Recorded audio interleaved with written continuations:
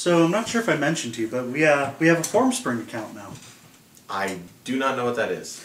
It's a website where people ask you questions, and you respond to them. That seems pretty straightforward. Yeah, you'd think that, wouldn't you? Well, one of our fans actually asked us where we get all of our stuff. Oh, okay. Yeah, that's a good question. Yeah, I thought so too. So, instead of having just a normal interlude episode here, I think that we need to explain where we get all of our awesome stuff for our review show. Right. Great, right? Yeah, I mean, the stuff we have is integral to performing a review because, you know, without it, there's just nothing to do. Mm-hmm. So, yeah, let's show where we get all of our awesome props for Gaming Disconnect. Absolutely. Well, you don't know what we can find. Why don't you come with me, little girl, on a magic carpet ride? You don't know. So, the Gargoyle of Truth. When did we get that? Interestingly enough, we got it in Season 1. After our 4th edition episode, we realized that we just weren't high enough level to accomplish all of the reviews that we wanted to do. So we went and did some level grinding, and this was one of our rare drops from one of the higher level bosses. Which, at the time, we were spending all of our excess funds on the coats for Season 1, so we didn't have enough money to get identified. Once we did get it identified and realized it was a Gargoyle of Truth, there really wasn't much reason to sell it because it's not really worth that much, so we kept it around, and since it actually did show up in an episode, I'm pretty pleased we did. I don't know what you're talking about, man. These things sell for 10 times their value on the gargoyle market. Yes, but we're still in a war with the gargoyles over their raiding our trade routes in northern Atlantica. Yeah, but all you have to do is double deal on both sides of it, and they give you really good amounts of money. I mean, just tell them a little bit of information, and tons of money flows your way. Oh yeah, sorry about your family being captured and tortured. My bad. Oh yeah, the toaster. I love this thing. We've already explained its backstory in another episode, but go ahead and tell it for the new viewers. Okay, well, I was in my kitchen making some toast, and I just finished, when another me from a dystopian future rushes in, grabs the toast, munches on it, and then throws a cell phone into the thing. So as I'm reaching into it to pull out the cell phone, some of the powdered unicorn horn that I had in my pocket happened to fall into it, thus forcing it down and causing me to be shunted into another time and dimension. That wasn't the backstory we gave for it before. So you expect a time-traveling toaster's continuity to remain consistent? Yeah, no, that was pretty naive of me, wasn't it? Just a bit. Oh, here's a really good item. This is my white sword of sidewalk finding. I took it from a guy while he wasn't looking. Surprisingly easy to do. You're a terrible person! So, we both have pretty powerful swords.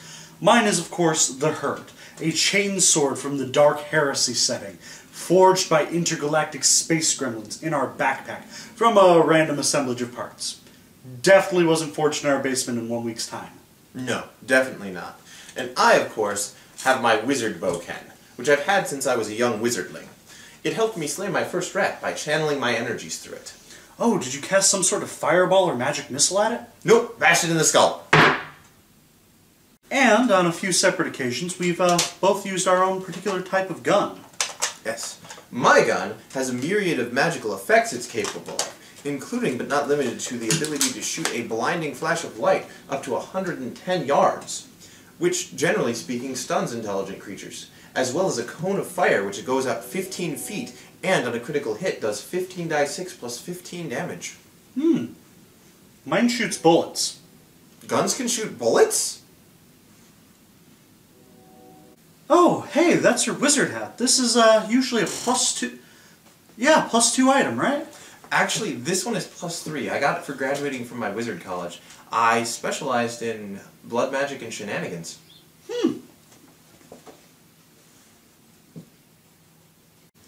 So then here we have the Crystal Rose, which wilts at the scent of supernatural evil. Yeah, I don't know why more reviewers don't have one of these. I mean, they're a fairly common drop at the mid-levels, and you can find them in most shops outside of your starting town. Yeah, it really baffles me, actually. So, supernatural evil, huh? Yes, very specifically supernatural evil, which I suppose might be why a lot of reviewers don't bother to carry them around. Because, I mean, really, how often do you encounter supernatural evil? Oh, this is a really cool item. This is my sword cane. I used it a lot at the beginning of Season 1. It's actually made from the broken shaft of a staff of power wielded by an arc lich. You see, he broke it to unleash the exploding force within it, killing off most of my former party. I was hiding behind the barbarian's body at the time, and so I took very, very little damage. The arc lich, on the other hand, didn't make his save and took a ton of damage from it. So I went up. He had like 3 hit points left, backstabbed him, ×2 damage. It was awesome. I then took this and fashioned it into this cane here. Oh, and look, it has a +1 blade of slaying inside. That's very impressive. My understanding is that the staves of power that Arcliches use specifically slay any living creature that is not evil and touches them. Yeah, no save. It's pretty horrifying. Right.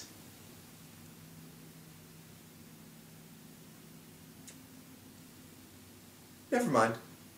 And so here, of course, we have Robot Don Quixote, who does not believe in magic. Yes, one of our oldest and staunchest allies. Yes, he comes from a dimension entirely ruled by robots. Japan? No, the entire dimension is populated and ruled by robots, exclusively. There are no people. More different Japan? Yes, more different Japan. At any rate, a magical bolt shunted him into this dimension, and he cannot return to his home dimension because he does not believe in magic, and therefore will not allow magic to return him home. You know, he's had many wonderful misadventures, like the one time that he was attacked by the magical storm giant. It's okay, though. He believed it was a windmill, and to prove to everyone, he went inside and caused it to collapse by removing the millstone. It's very interesting, but what would the millstone of a giant actually be? It would...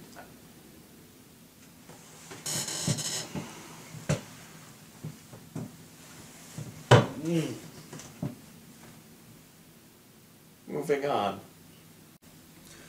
Oh, hey, your wizard staff. This played a really big role in our season finale, so I'm told. It did indeed. There's an interesting story behind it, too. You see, I had gone off in search of a focus item, because all wizards need focus items in order to better channel their spells. And so I was walking through the woods after a recent thunderstorm, and I came upon this old and gnarled tree that had been struck by lightning. Now, the interesting thing was that there had been a witch on top of it when it had been struck by lightning, and she had immediately melted and congealed into this pool of blood that ran down the tree and infused it with dark and negative energies. So I dug it up, I shaped it into this shape, and then I made a wizard staff out of it. Because, I mean, if that doesn't scream wizard staff, I don't know what does.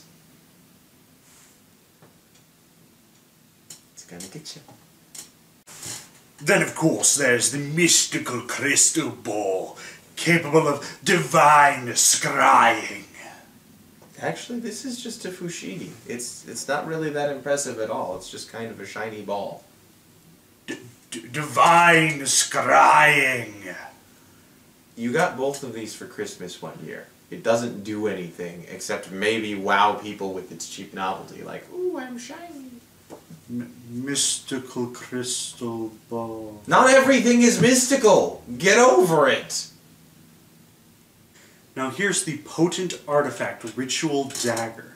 You know, this was forged from the bones of a metallic dragon by a dark warlord. He quenched it in the blood of his top 20 strongest and smartest advisors, thus giving it a swirling nexus of arcane energy. I thought we paid $19.99 for it at a swap meet. Well, yeah, he told me that story, and so that's why we paid so much. I mean, it was marked at $5, but he told me the story. $20, here you go. Give me a pen. Now this is the white mask of paradoxical power. Oh, yeah, I remember this. Can I see this for a second? Mm-hmm. That's pretty nice there. We're not doing that again. Not ever, not ever, not ever. Never again.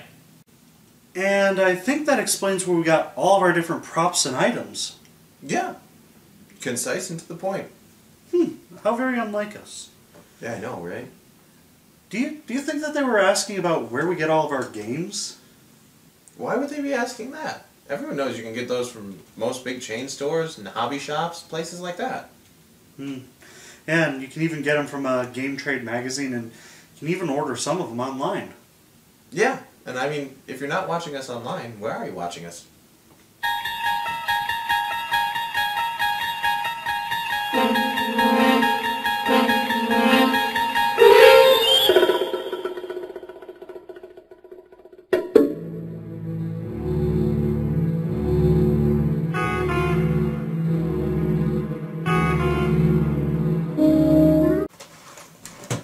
Ah, yes. And then we have our wingless time dragon.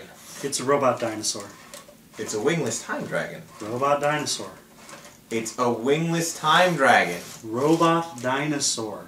Wingless time dragon. Robot dinosaur. Wingless time dragon. Robot dinosaur. Wingless time dragon. Robot dinosaur. Wingless time Robot dragon. dinosaur. Wingless time dragon. Robot dinosaur. Petty War!